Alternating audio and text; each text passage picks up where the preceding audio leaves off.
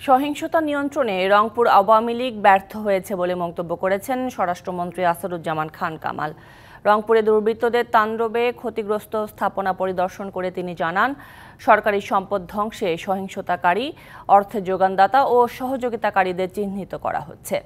স্থানীয় জনপ্রতিনিধির অভিযোগ, বিএনপি জামাতের পাশাপাশি তাণ্ডবে অংশ নেয় জাতীয় পার্টিও। শিক্ষার্থীদের আন্দোলনকে ঢাল বানিয়ে রংপুরে বিভিন্ন গুরুত্বপূর্ণ স্থাপনায় ভয়াবহ তাণ্ডব চালায় দুর্বৃত্তরা।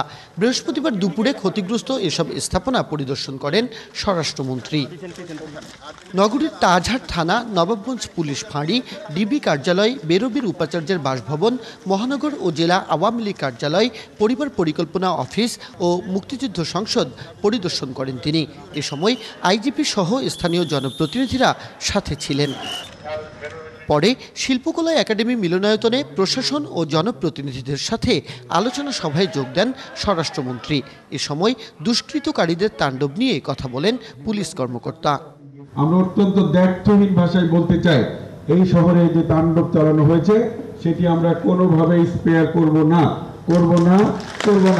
তাদেরকে চিহ্নিত করা হয়েছে, তাদেরকে গ্রেফতারের কার্যক্রম শুরু হয়েছে। জনপ্রতিনিধিরা অভিযোগ করেন, বিএনপি, জামাত, ইসলামী সমমনা দলের পাশাপাশি জাতীয় পার্টিও রংপুরে ধ্বংসযজ্ঞ চালিয়েছে।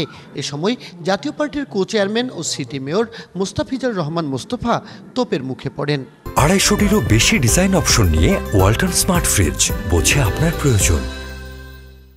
আইন তার নিজস্ব গতিতে চলবে। আমি নিজে যদি অপরাধী হয়ে থাকি, আমার বিরুদ্ধেও ব্যবস্থা নিতে হবে।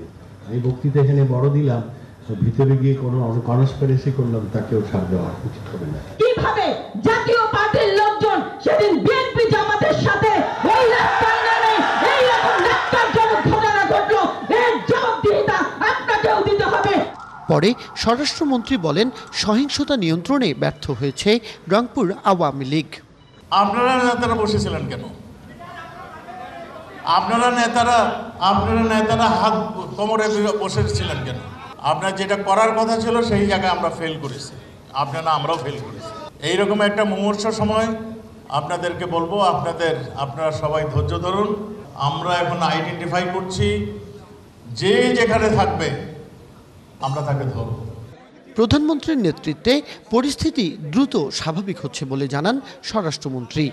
যারা এর মদতদাতা, যারা উস্কানিদাতা, যারা এটাকে দিয়ে একটা ফায়দা নিতে চাচ্ছিল, দেশের বিরুদ্ধে যারা দাঁড়িয়েছে, তাদেরকে অবশ্যই তারা শাস্তির মুখোমুখি হবে।